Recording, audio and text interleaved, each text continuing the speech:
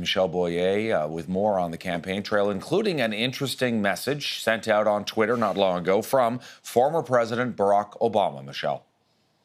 Yeah, that's right. This is unprecedented, Todd. A former U.S. president basically endorsing Liberal leader Justin Trudeau. Let's bring it up if we can. I was proud to work with Justin Trudeau as president.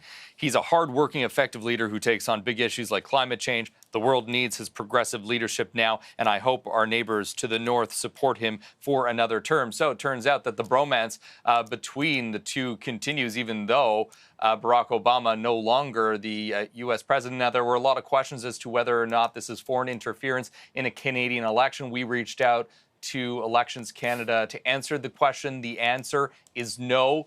This was not a tweet that was paid for, so it does not fall under the category of interference. I can tell you that, I mean, this is a huge endorsement. I'm just looking at my iPhone, 71,000 likes so far, 12,000 retweets. It was posted at 2 o'clock, so just over an hour ago. So it is gaining traction. But, you know, this could either help Justin Trudeau in certain respects, but it could also hurt him. It could mobilize Conservative voters to get out there and vote on Monday. Yeah, it's a good point. And as I was coming into the studio, Jen Burke, the anchor just before me, was leaving, and we were sort of talking about this in the commercial break. Does this sort of thing actually help Justin Trudeau? Does it move any numbers? Does it make, you know, folks who might vote NDP say, oh, you know what, actually I'm going to vote for the Liberals? Or is this kind of not all that surprising? You know, it could do all of the above. We really don't know. Again, this is a major move. I'm pretty sure the intent was to help Justin Trudeau, not to harm him. But we're going to really have to wait and see because, you know, people are kind of all over the place on this election. People have very, very different and contrasting views. And really, you know, I think we're just going to have to wait and see, Todd. Right. Here's something else interesting, too, that I want to bring up. And I know you've been looking at these numbers because they came out this morning from the Nanos Research Group for CTV and the Globe and Mail.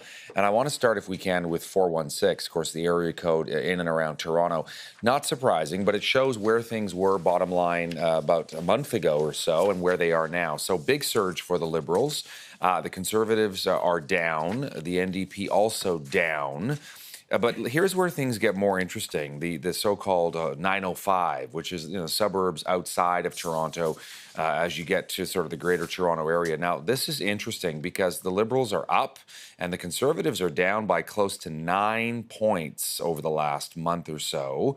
And if we zoom out to Ontario writ large, again, you see what's going on here, where the Ontario numbers are coming in. Again, the Liberals are ahead. And have gone up, whereas the Conservatives, Michelle, have dropped by about 6 points. Now, what does that mean potentially? Well, it means that possibly what Justin Trudeau is doing, invoking the name of Doug Ford time and time again, is sticking a little bit, and that Andrew Scheer isn't necessarily performing to the expectations of Ontarians. One thing to caution, though, is that the 416 and the 905 numbers, the margin of error goes from anywhere from like 5% up to 9%. The Ontario numbers are a lot more solid because we're talking about close to 800 people who were surveyed. But the trend is there. The trend is there that the Conservatives are trending downward. And, you know, when you look at Quebec, the Liberals still have a solid lead, but that's not how our parliamentary system works. We elect local representatives in ridings through seats. And I, you know, went to Nanos and I said, look, it looks like the Liberals are doing really well in some key ridings. And he says, doesn't matter. They're still in minority sort of situation. When you look at the seat count and seat projections, they are still deadlocked. All right, let's just bring up those Quebec numbers, too, because you mentioned it. So, again, this is always interesting because you've got the situation in Montreal, right, the big metropolis, second biggest city in the country.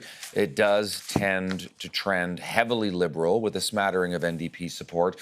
The Liberals are basically the same, slightly down, but not much. The Bloc is up slightly, the NDP up the most.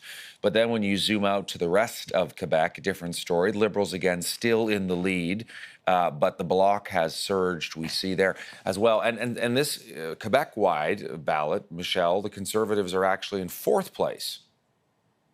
Yeah, that's right. And if you look at Montreal, they're in fifth place behind the Green Party, which is pretty surprising. One thing that we do want to keep in mind with all of this is, in fact, that these numbers have been changing quite substantially in the Quebec area over the last number of weeks since the election started.